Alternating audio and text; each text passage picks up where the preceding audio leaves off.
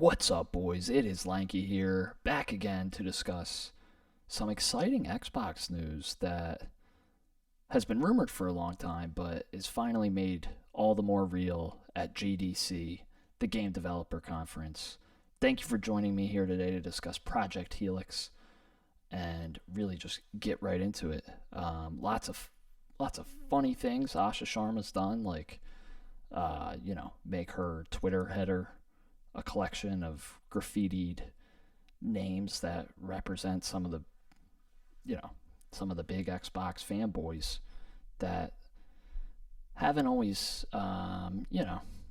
captured the hearts and minds of the casual player, but will absolutely stan Xbox even when they're backed into a corner. Project Helix looks very exciting, but why? Let me tell you when I can show you. I'm still very curious to see what the box looks like, and maybe I'll pull that up. I saw some interesting alpha pictures of it, which I'm sure will be very different, but it's back to the horizontal form factor. But again, getting ahead of myself here, let's just dive right into it. We're back to VGC, the great, great, great VGC, even though a couple things about VGC bother me. The ads, can't really fault them for that. The Patreon comments, you have to be a subscriber to Patreon to comment. I think that's lame. Push Square has a very vibrant community of commenters, and it's not behind a paywall. Maybe VGC people aren't as friendly, aren't as nice, aren't as thoughtful. Although there's some bitterness in the Push Square comments at times. But again, we're really getting away from the main course here. Again, back to VGC. Andy Robinson, thank you. One of the legends of the game. Microsoft reveals next-gen console details and promises an order of magnitude increase in power, which Xbox has actually always sort of been known for. Xbox discussed Project Helix at GDC and confirmed dev kits for 2027. Here's an interesting point for you. The last time we were in this space of dev kits coming out, it was 2020, and the console released by the end of that year. So dev kits came out in early 2020. Console came out that fall, I believe. Really kind of interesting. How do you even make a next gen game if you're getting the console 9 months or less before it comes out? Wouldn't that sort of indicate that games would have to be no more than 3 years into their development to really hit that, to hit the native of the console? I don't know. You guys tell me. You all are, of course, more knowledgeable than I am, I suppose. So right front center, we have, of course, I assume a Call of Duty character, little modern soldier there. Project Helix Innovation. This is just a picture of a slide, of a presented slide. GDC seems so cool because it's no frills, no BS. It's for the developers, which is really what I want to talk about with this picture, because it's plays your Xbox console and PC games. Very important. The ordering of the words, very important. It leads with the console. But then, of course, it says the hybrid nature that we've known for so long, which is, of course, this will play PC games. It's powered by custom AMD system on a chip, co-designed for next generation of DirectX. DirectX is a developer thing. It's not a consumer-facing thing. I didn't really understand it when I read about it, but I don't know. I think it starts with an M, like a multi-layered something or other to do with development. Makes development easier for those who do such things. So that's fantastic. Next-gen ray tracing performance and capabilities. I'm not sold on ray tracing being the end-all, be-all, but it is starting to really define what next generation means and has meant for the past 7 years with the current generation, which we once called next generation. GPU directed work graph execution. No idea what that means. Maybe I should have looked that one up. AMD FSR Next and Project Helix, built for next generation of of neural rendering, next generation ML upscaling, new ML multi-frame generation, next gen ray regeneration for ray tracing and path tracing. And then the final subsection here is deep texture compression with natural texture compression and direct storage and ZSTD. Okay, really lose me by the end of that slide, but let's hear from Jason Ronald, the VP of Next Generation, who confirmed that Helix will be powered, as I said above, by a custom AMD system on a chip with next-gen ray tracing performance. Andy Robinson shares that according to Ronald, Helix will offer an order of magnitude increase in ray tracing performance capability beyond what's currently possible with the Series X and S. Development kits will be dispatched next year. And as previously confirmed, Microsoft's next console will be able to run PC games. Ronald told the GDC crowd that Microsoft believes player behaviors have changed and that the days of people defining themselves as console, PC, or mobile gamers don't really exist anymore. What are your thoughts on that? Right off the rip, I don't think that's true. I'm hardware agnostic. You can look right behind me here. That's a PS3, some Xbox controllers, actually a Starfield controller, and then, of course, the VCR itself, Xbox One. I'm agnostic. I consider myself a console gamer. I have a PlayStation 5. I have a PlayStation 5 Pro. I have a Series X. I have a Switch. I am a console gamer. I'm interested in Steam. I have a Mac. I have a new Mac here. Excited. So excited I haven't set it up yet. But you could play Steam on that. I'm interested and curious on that because there's games like Tyranny. I believe is an Obsidian game. I'd like to play kind of CRPG stuff. I don't know. There's certainly some Steam stuff that I'm interested in, but I don't consider myself a PC gamer. I don't even consider myself an agnostic gamer. I consider myself a console gamer who prefers PlayStation because I don't trust Xbox and Microsoft, even though this is exciting. And as I said, I would probably be pretty close to day one on this. Even if it's $1,000, I might cut off a finger to do it, boys. I'd just be curious to see what it's all about. However, the session went on to confirm that Xbox Mode is coming to Windows 11 starting next month, in a further convergence of console and Windows gaming, adding features from the handheld Xbox Ally to PCs. Ronald also emphasized Microsoft's commitment to game preservation and teased the ability to play classic games in new ways later this year. A couple things on this. This used to be called the Xbox Full Screen Experience, FSE, on Windows, where you could play your Xbox. That was, again, on the Xbox Ally handhelds. Rebranding it to Xbox Mode, I think, is a great choice. Full Screen Experience makes it sound like a jerry-rigged way, so I think that's good branding. Very nicely done, pretty easy. And then the point about their commitment to game preservation, listen, I've touted that as a big reason that the Xbox ecosystem is an impressive place to be because of all the great 360, and for me, less so the original Xbox. I don't have as much an attachment to that system, but certainly the 360, a ton of great games. Think about all of Bethesda's back catalog. I wish I could riff off a couple more, but I'm kind of drawing a blank. Dragon Age Origins, the original Mass Effect, I know it remastered or whatever, but they did change some things. There's a lot of great stuff on there that's playable that is just kind of stranded on the PS3. And again, I know a lot of it has come over. BioShock that I played recently has been remastered, but it is a gap for Sony, and it's incredible what the Series X does because it's not just backwards compatible, it's enhanced. It runs smoother. There's no issues. I've never had an issue at all with playing on that. Spec Ops: The Line. If you had a shot to get it digitally, I think you can still pop the disc in to an Xbox Series X and play it. That's a fantastic game. Highly recommend that if you haven't played it. Spec Ops: The Line. I believe that was 2011, maybe 2012. Third-person shooter. Anyway, back to the article. Oh, wait, have I finished? Oh, playing classic games in new ways. I think that just means PC. Again, they're going the way of the PC or the hybrid.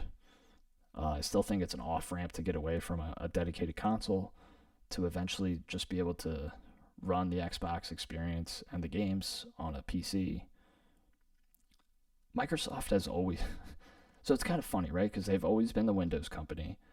And from the beginning, I think they've positioned themselves that way. So this is kind of natural. And it makes sense to me, but I don't know what it means for the Helix 2. The Helix 360, maybe, you might say. I don't know. I just think that after this one, you're going to have to buy a PC. Will it be an Xbox branded PC? It's possible. I don't see why they wouldn't do that. Something like the ROG Ally, where it's a third party thing and it's a licensing thing. But anyway, I just think the classic games in new ways means more backwards compatibility on the PC. I don't think it means much if you're a Series X owner. Again, we've heard for years that they shut the backwards compatibility program down, and there's a couple maybe hidden gems or just some games that I don't know. They wouldn't. No one would really have a huge rush to get in those. So I think they did a really great job. I don't mean to say that they got everything, because some of it again is only physical. There's no option to purchase it digitally. However, still interesting. And perhaps it means I can finally play Project Sylpheed on my Series X, because I just don't think I'm going to buy a 360 to play it. There's so few. Again, there's so few that you would need a 360 for. But there are some. There are some. However, back to Jason Ronald. Project Helix is powered by, we've already said this 100 times, custom AMD system on a chip and co-designed for the next generation of DirectX and FSR to unlock what comes next.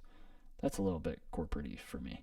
It delivers an order of magnitude leap in ray tracing performance and capability, integrates intelligence directly into the graphics and compute pipeline, and drives meaningful gains in efficiency, scale, and visual ambition. The result is more realistic, immersive, and dynamic worlds for players. And then he has a tweet here in what I assume is Japanese. Any idea why? Wow. Sorry, Jason. That's actually Daniel Robson that has that entirely, and what I assume is Japanese. Don't know why that is. Don't know much about Daniel Robson. But I think what's interesting, if you just consider this first chunk here that really gets into it, from stuff that isn't covered in Andy's writing in the headline, it's all about graphics, premium experience, high fidelity stuff.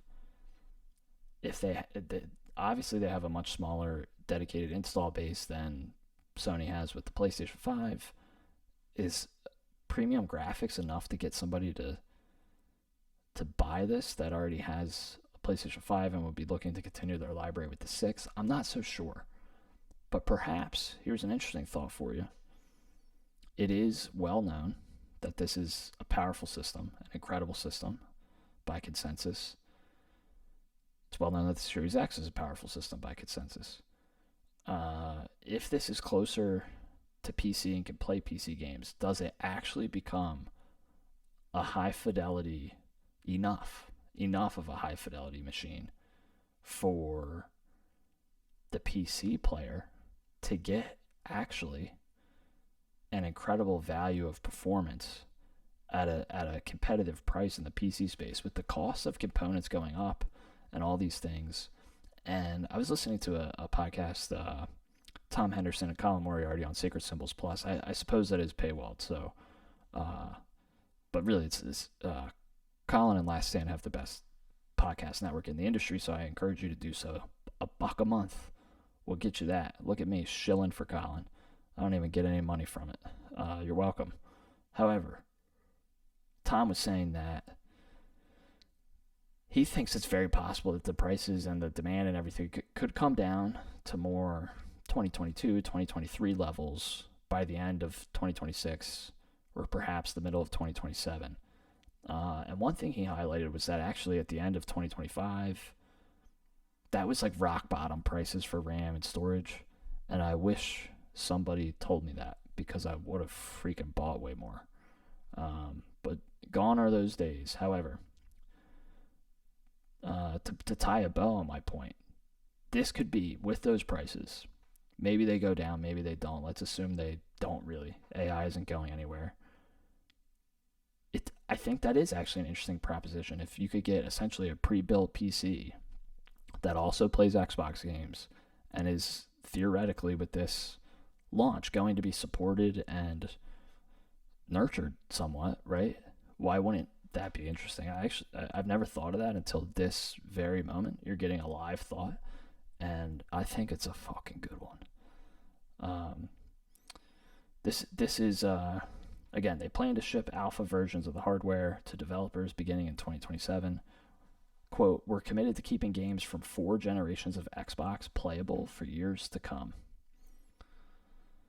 Really annoying website. Just totally lost track of where I am. As part of our 25th anniversary later this year, we'll be rolling out new ways to play some of the most iconic games from our past.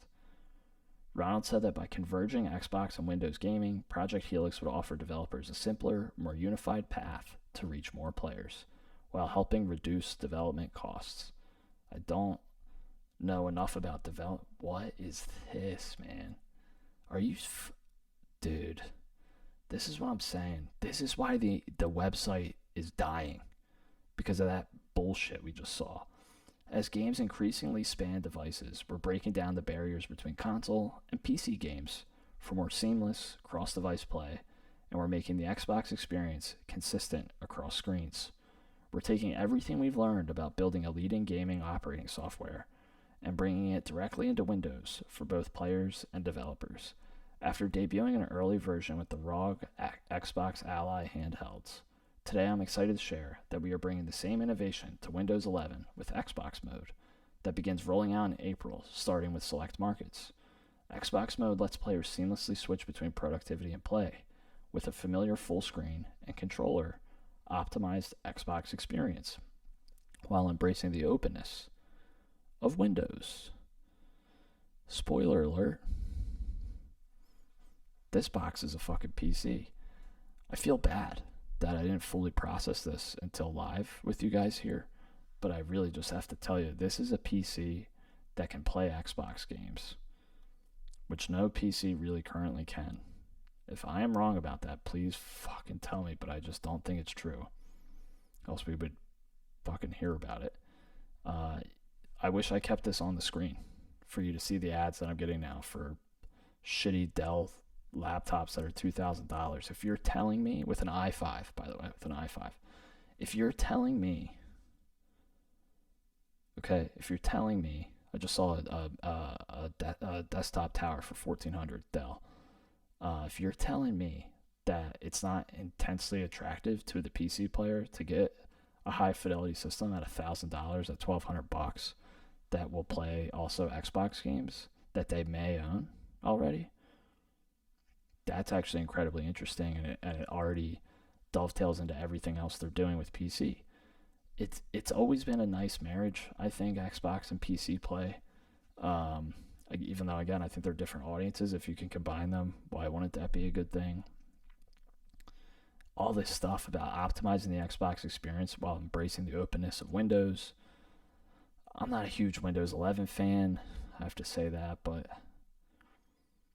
I don't know, it's just like the more I read this is dripping in PC. This is all about PC and combining them. This is it, boys. This is it. You get combined here, you will never go back. And the universal platform of Microsoft will be branded as Xbox, but it will be PC powered.